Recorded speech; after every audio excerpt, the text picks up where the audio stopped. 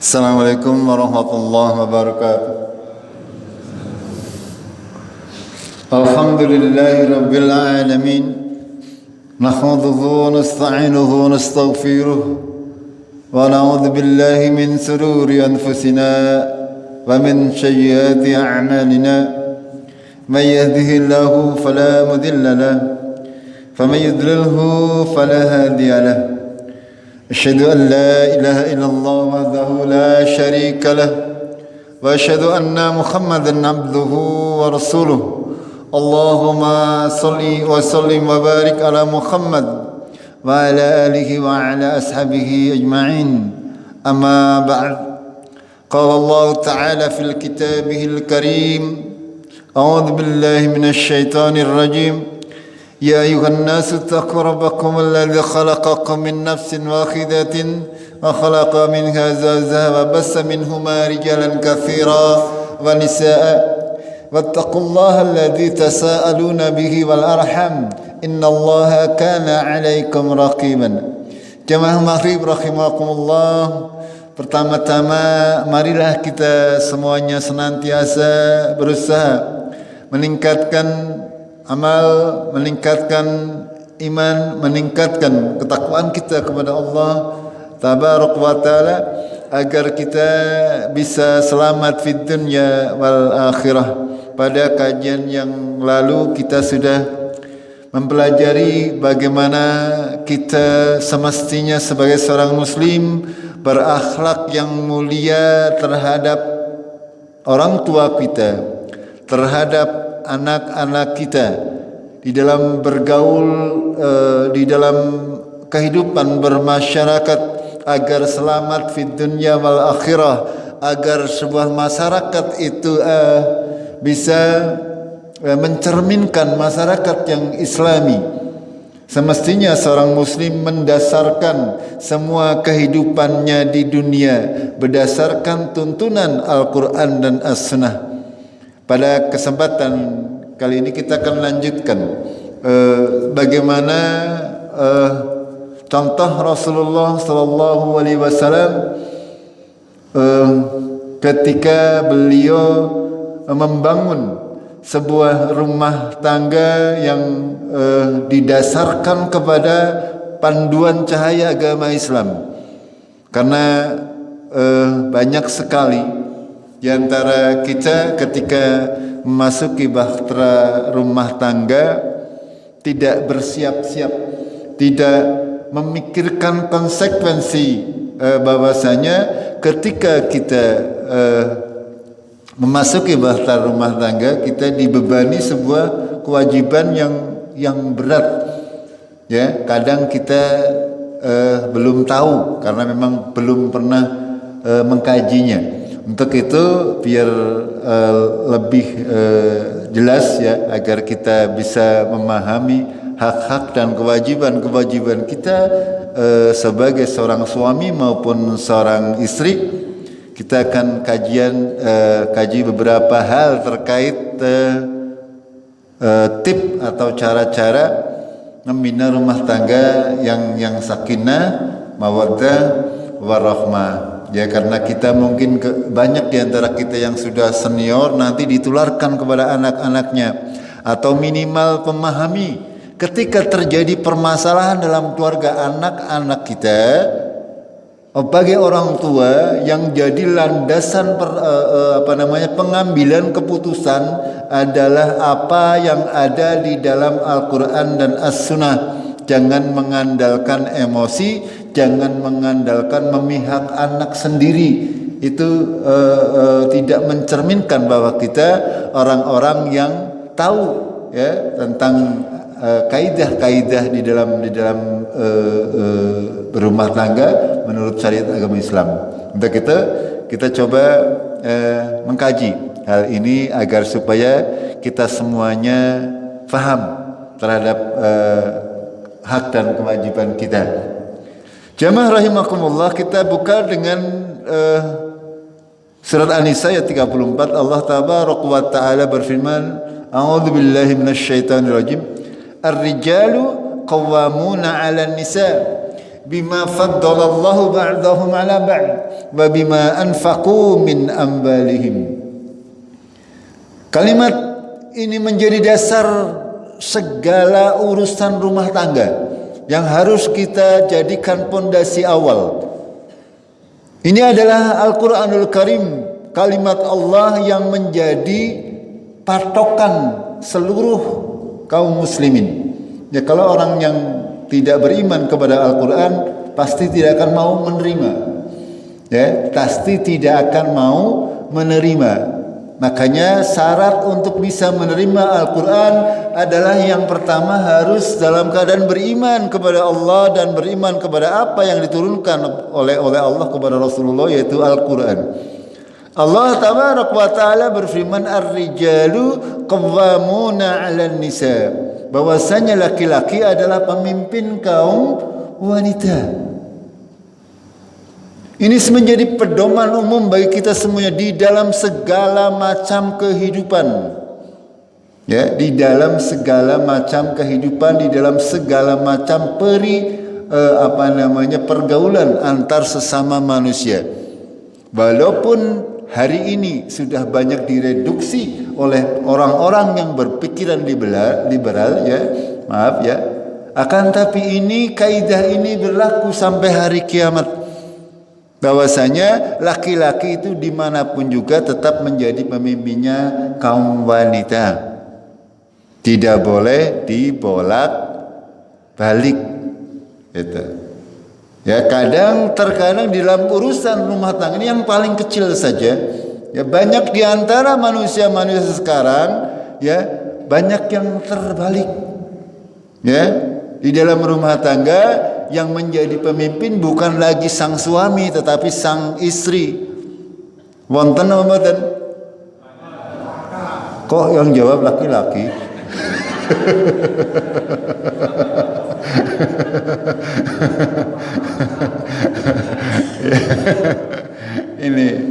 Ini berarti menandakan bahwasanya kita tidak banyak yang masih belum mengetahui hak kita masing-masing sebagai manusia, sebagai makhluk ciptaan Allah yang harus mengikuti perintah Allah tabarak wa ta'ala. Gitu. Allah memberikan patokan bahwasanya ar-rijalu qawwamuna 'alan nisa tanpa terkecuali.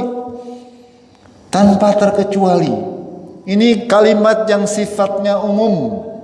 Boleh direduksi, boleh dikurangi maknanya kalau ada penjelas dari Rasulullah Sallallahu Alaihi Wasallam. Misalnya di sini ada kalimat ar-rijalu qawwamuna 'alan nisa, laki-laki pemimpin kaum wanita. Tapi Rasulullah menjelaskan misalnya ya kalau tadi presidensi oleh misalkan ya Rasulullah bersatu dikit itu baru boleh direduksi. Tapi pada kenyataannya tidak ada.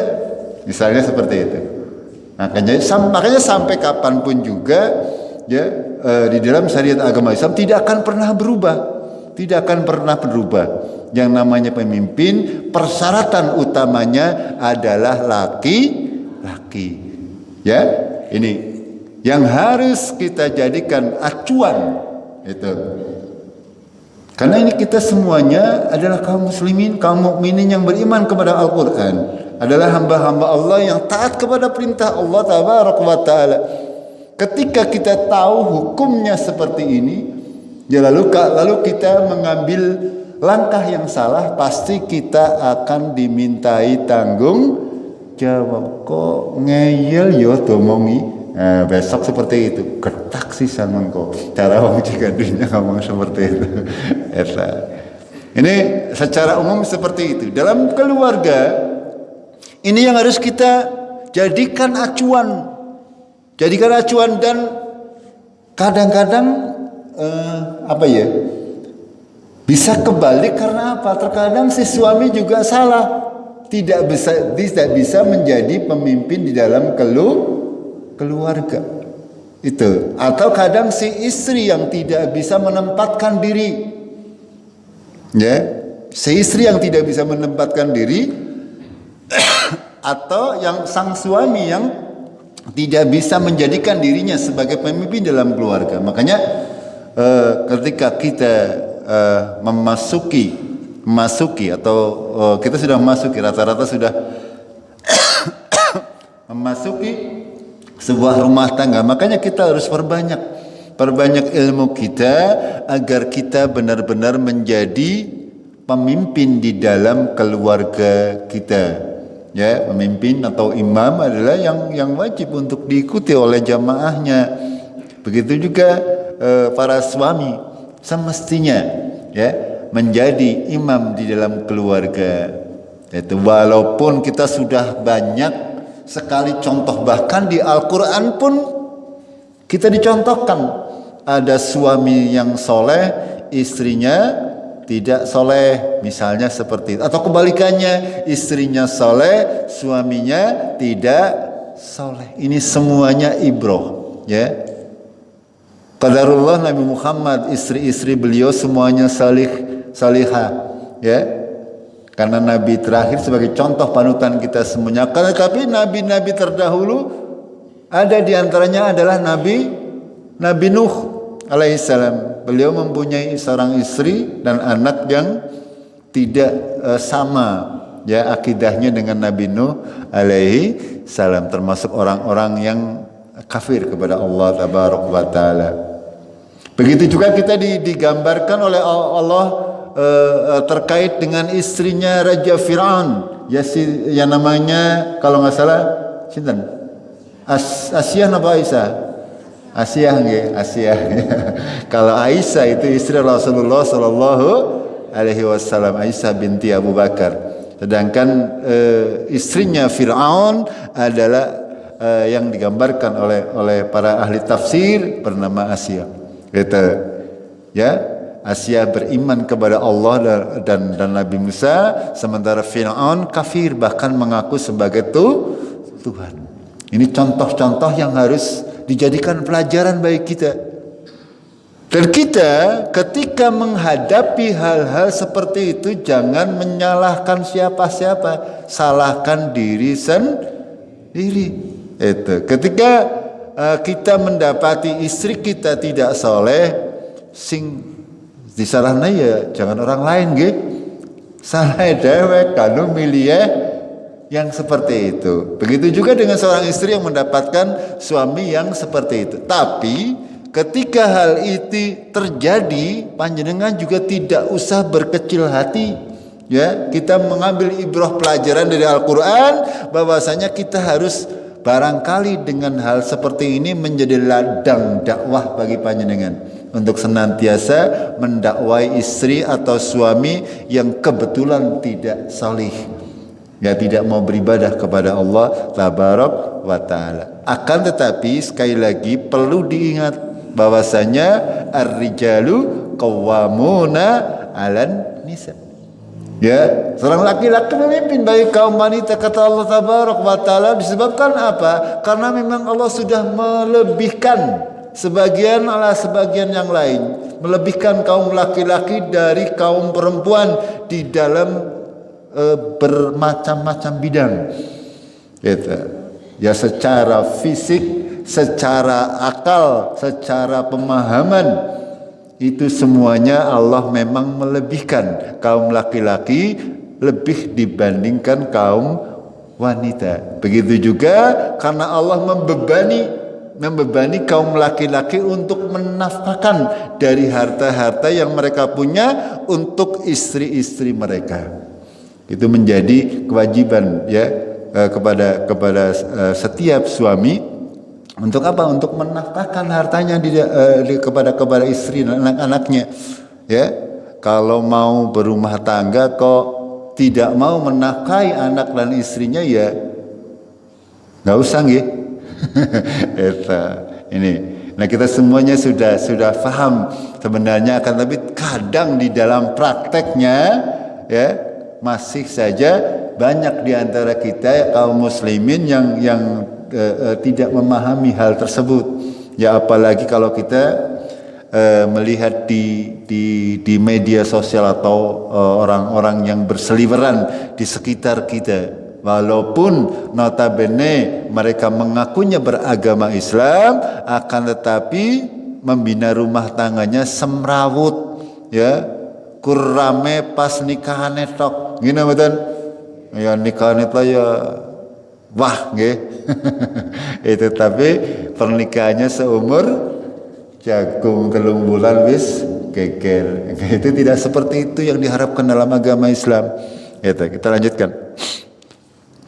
Allah Taala berfirman, ini yang sering juga kita mendengarnya. Dan min ayatihi an khalaqalakum min anfusikum azwajan litaskunu ilaiha wa ja'ala bainakum mawaddatan wa rahmah. Dan dari ayat-ayatnya dan dari tanda-tanda kekuasaan Allah Taala bahwasanya telah diciptakan bagi kalian dari diri kalian, ya, seorang istri dari jenismu sendiri. Ini menjadi syariat, yang menjadi dasar syariat. Wa min ayatihi an khalaqalakum min anfusikum, artinya dari jenismu sendiri. Jadi tidak boleh, ya, dari ayat ini ada beberapa ulama yang mengatakan menjadi dasar bahwasanya seorang manusia itu tidak boleh menikahi selain jenis manusia. Memang ada. Wonten ya mungkin ada, saya dengar ada orang yang menikah dengan dengan apa? Itu. Ya. Itu orang yang tidak mungkin tidak waras, ya. Ini menjadi dasar bagi kita semuanya bahwasanya Allah sudah menjadikan dari diri kita, dari jenis manusia, istri-istri litaskunu ilaiha, supaya kamu tentram kepadanya. Ini adalah rahmat dari Allah Tabaraka wa Taala yang harus kita syukuri. Panjenengan pernah menyangka Arab jadi teman satu rumah dengan istri yang sekarang? Pernah ngimpi? Dahulunya barangkali jauh, dahulunya ada yang sing RT sih wonten nggih. Tapi yang jauh-jauh juga ada. Tidak pernah berpikir sama sekali bahwasanya jebule kok Arab jadi teman seumur hidup. Ini siapa yang menjadikan? Allah Taala yang menjadikannya. Litaskunu ilaiha, supaya kalian condong, ya, merasa tentram. Maka dijadikan dalam diri kita pasangan suami istri adalah mawaddah warahmah, cinta dan kasih sayang. Para ulama, para ahli bahasa sedikit memisahkan antara mawaddah warahmah ini. Kalau cinta ini sifatnya biologis, ya, hanya tertarik karena lihat fisik dan kebutuhan fisik, akan tapi kalau sudah kasih sayang itu lebih dalam lagi. Sudah tidak melihat, ya, tidak melihat fisiknya seperti apa dan sebagainya. Itu makanya Allah menjadikan, dan ini adalah tanda-tanda kekuasaan Allah yang diberikan kepada kita.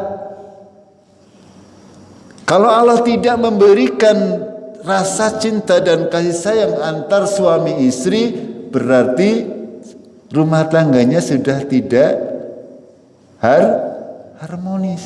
Ini yang harus kita syukuri bagi kita yang alhamdulillah sampai wis kaki-kaki ini ese ajak.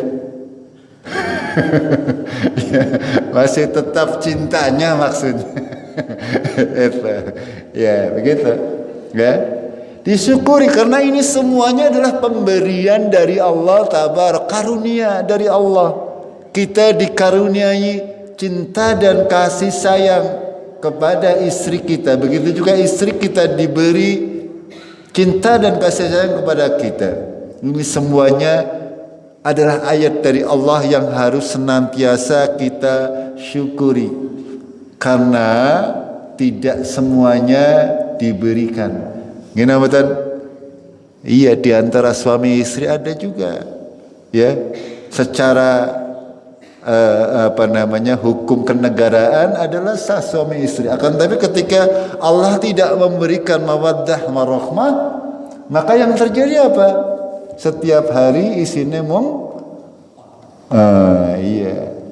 Mudah-mudahan kalau di sini sih insya Allah ya tidak ada dianaten.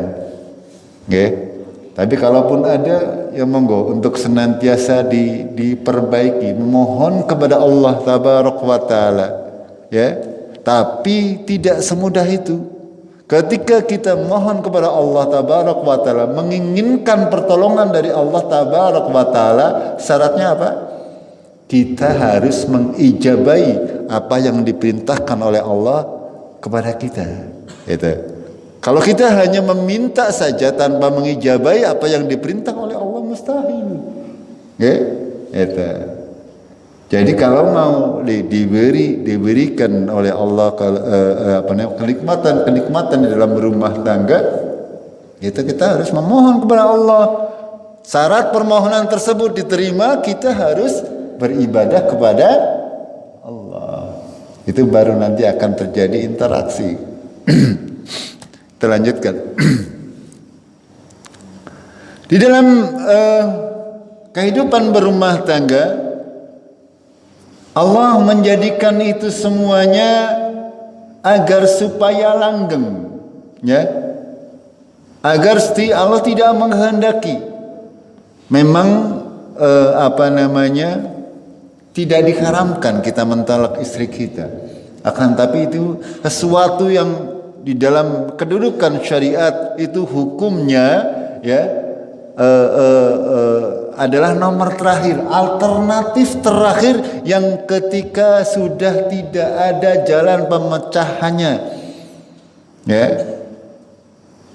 Untuk menghindari agar supaya rasa cinta dan kasih sayang kita antar suami istri adalah bisa langgeng, maka jalan utamanya adalah masing-masing pihak harus paham akan hak dan kewajibannya. Ini persyaratannya itu mudah sebenarnya, mudah ngomongnya maksudnya, tapi menjalankannya berat, ya, agar langgeng segala macam yang diberikan oleh Allah, mawaddah warahmah, cinta dan kasih sayang sudah diberikan, dikaruniakan oleh Allah kepada kita, agar langgeng syarat utamanya adalah masing-masing pihak menyadari hak-hak dan kewajibannya. Haknya apa, kewajibannya apa. Mana yang didahulukan, kewajiban apa haknya? ya ini timbal balik. Ketika kita melaksanakan kewajibannya, insya Allah kita akan mendapatkan hak-hak kita, ya.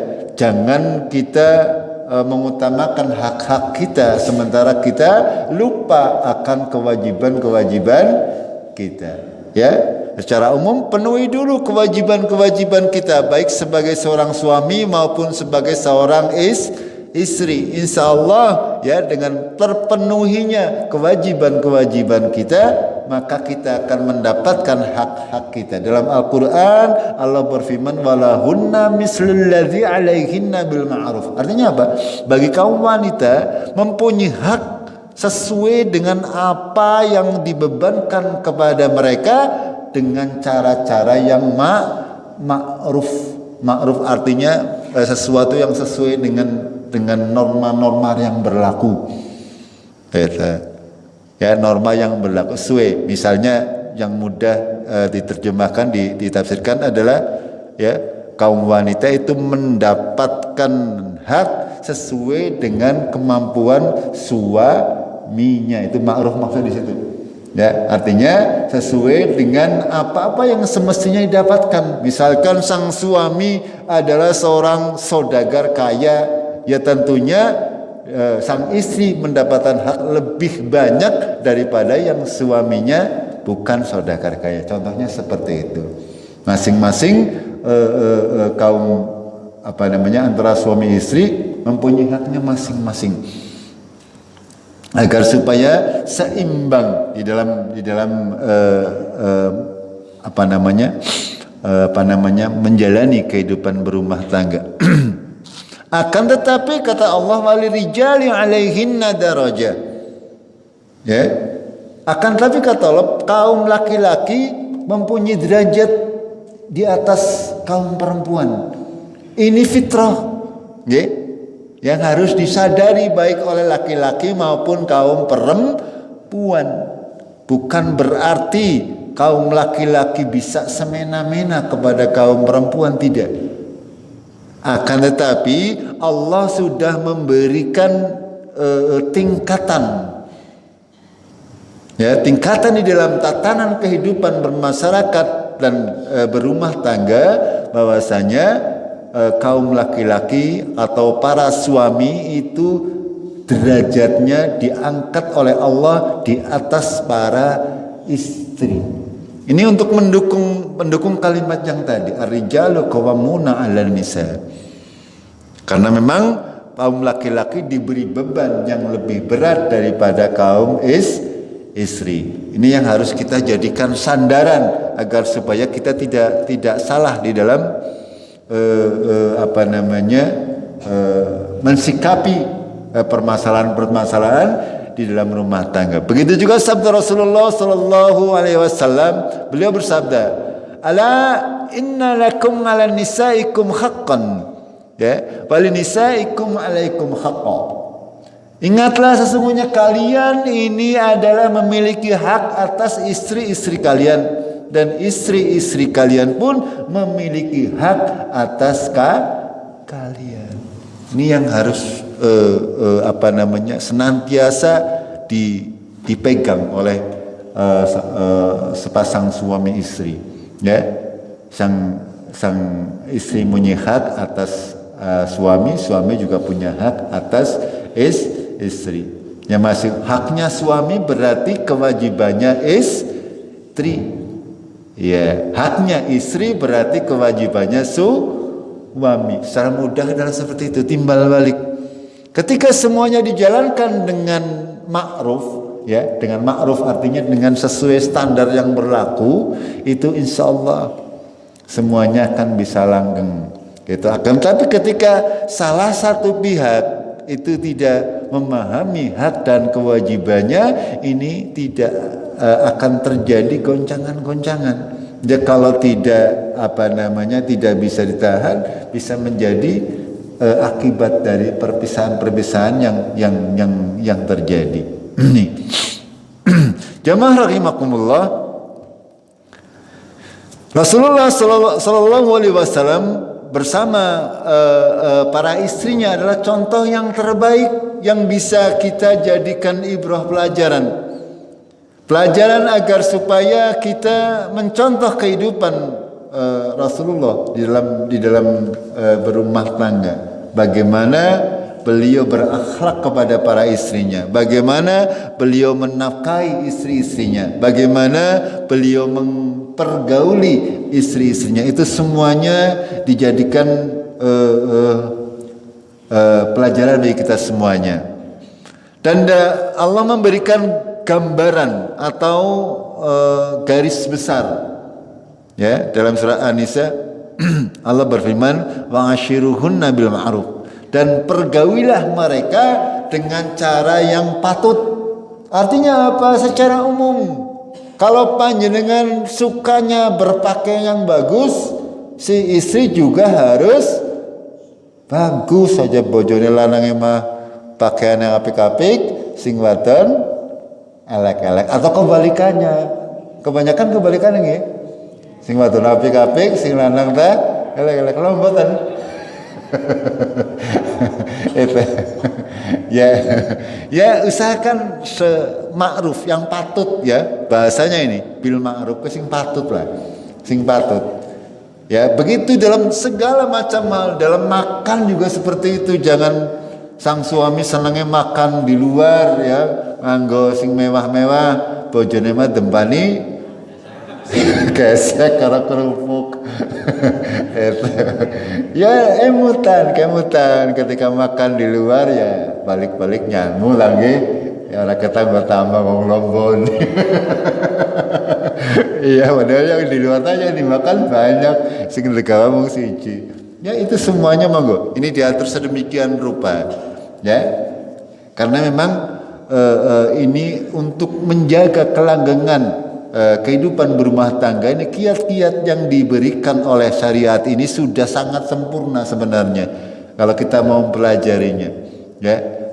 Kalau kita mau mempelajarinya secara lebih detail, insya Allah, ya, baik suami maupun istri akan menerima ya semua keadaan yang ada. Sekali lagi adalah bil ma'ruf, dengan cara sing patut artinya ya patut di mata kita. Itu yang berlaku di masyarakat itu kepatutannya seperti apa. Begitu. Ya. Dan makna pergauli dengan patut dengan ma'ruf ini juga menyangkut ya banyak yang terjadi sekarang ini, ada kekerasan dalam rumah tangga, ya itu semuanya diatur dalam agama Islam sebenarnya. Ini kita tidak boleh sembarangan memukul istri kita, ya di dalam syariat diatur sedemikian rupa. Akan tapi ya alhamdulillah nang kene si mboten wonten nggih. Ana nang berita-berita. Apa ada? Ya, mudah-mudahan tidak ada. Mudah-mudahan sudah tidak ada, dan ini menjadi tugas kita semuanya untuk senantiasa berusaha mengilmui ilmu Allah tentang bagaimana cara bergaul suami istri dengan cara-cara yang pasti. Ya. Ketika istri kita bersalah, ketika istri kita misalnya melakukan kemungkaran, suami wajib untuk menasehatinya. Ya. Yang pertama sekali, ya, sesuai dengan kriteria atau sesuai dengan petunjuk Al-Qur'an adalah dengan cara menasehatinya baik-baik, pelan-pelan, ya, dengan cara-cara yang halus. Karena kata Rasulullah, wanita itu diciptakan dari tulang rusuk yang paling atas, yang paling lemah. Ya, angger dikerasi, engkau pasti tugel. Itu didiem dengan cara-cara yang halus. Gitu. Akan tetapi bila memang tidak menurut, ya, bila tidak menurut, itu petunjuk Rasulullah, petunjuk syariat dalam Islam, dipisahkan tempat tidurnya. Itu. Kalau tidak menurut juga, maka boleh dipukul. Akan tetapi diharamkan memukul bagian wajah.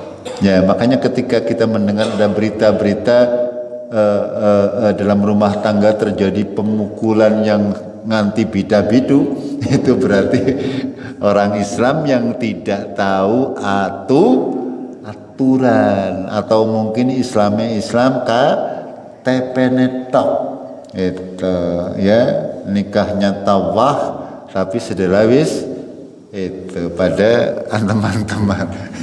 Itu, ya.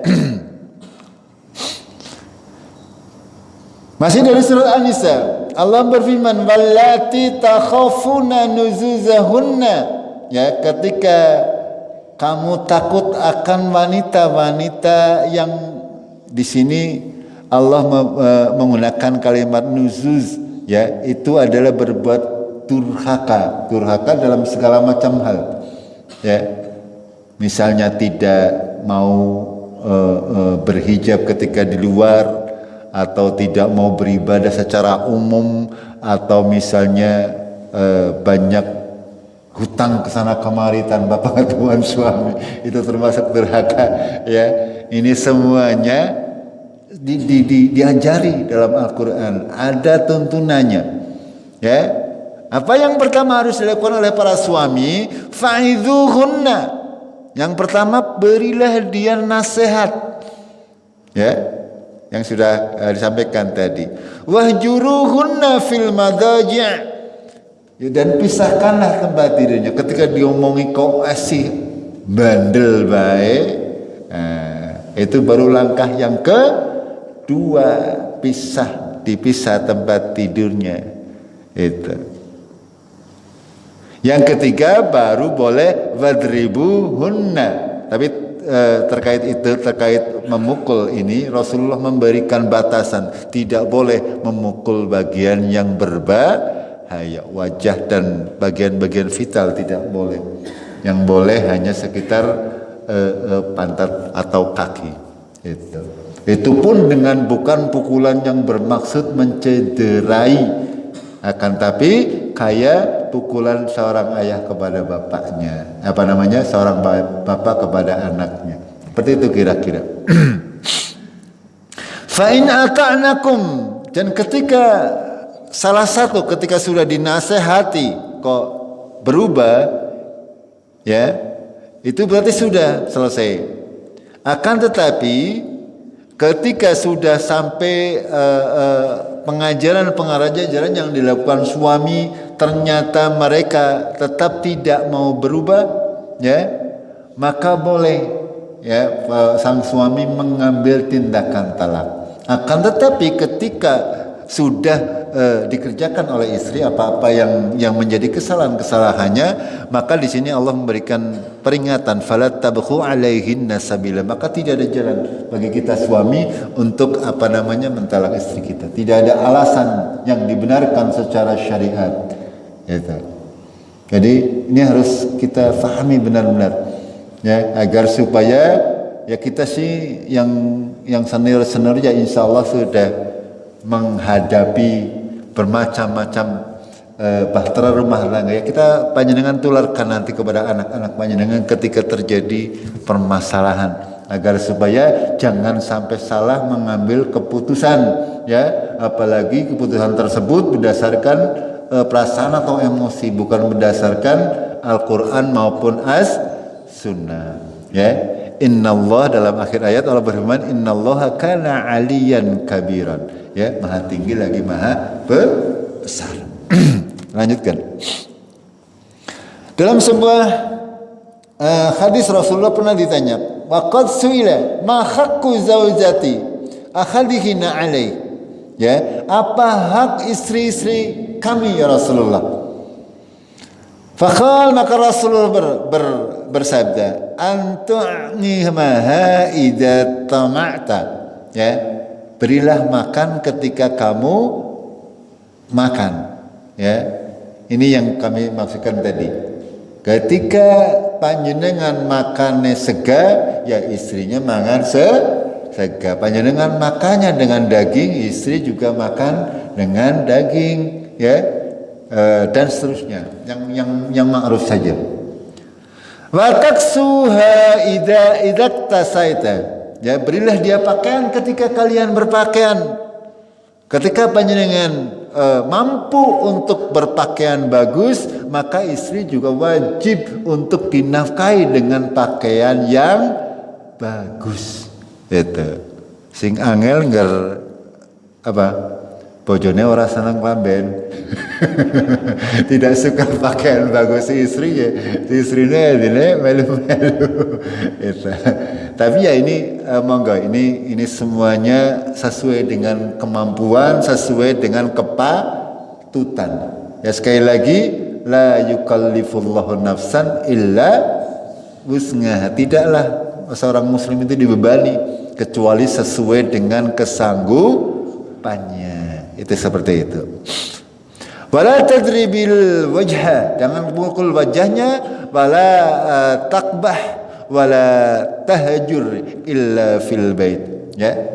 Jangan menghinanya, jangan memisahkannya kecuali di rumah. Jadi ketika ada permasalahan dalam rumah tangga, usahakan, ya, sebelum, kalau memang masih bisa ditackle oleh dua orang suami istri, monggo ditackle sendiri dulu.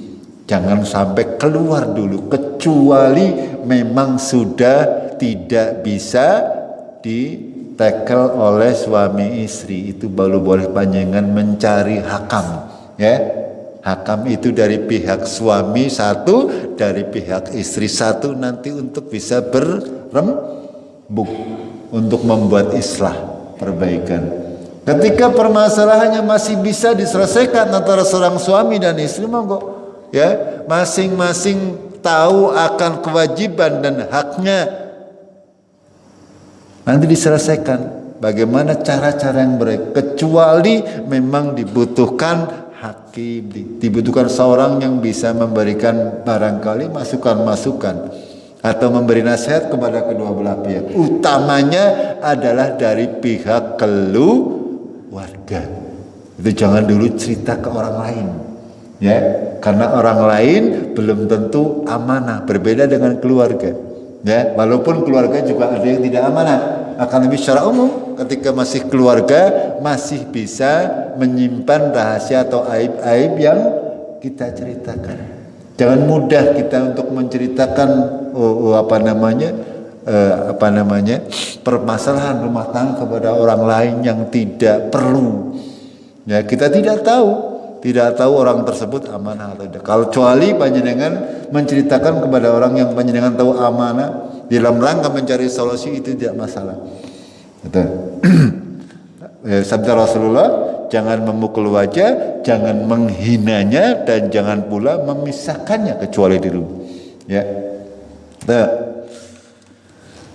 Lalu Rasulullah berpesan melalui sabdanya, akmalul mu'minina imanan, ya, orang yang paling sempurna imannya kata Rasulullah, ahsanuhum khuluqan, orang yang paling baik akhlaknya, wa khiyarukum linisanikum, dan orang yang paling baik, yang terbaik di antara kalian adalah orang yang paling baik kepada istrinya, kepada istrinya. Kalau kita ya punya satu tok sih, ya. Kalau yang punya lebih dari satu, kepada istrinya yang paling baik. Jadi sekali lagi, yang paling sempurna imannya adalah orang yang baik akhlaknya. Tanda di antara akhlak yang terbaik adalah bagaimana dia memperlakukan istrinya. Nih, jadi bukan hanya masalah keluarga.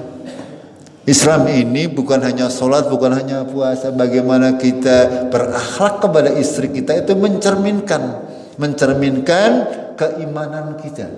Jadi monggo ya, kita terjemahkan, kita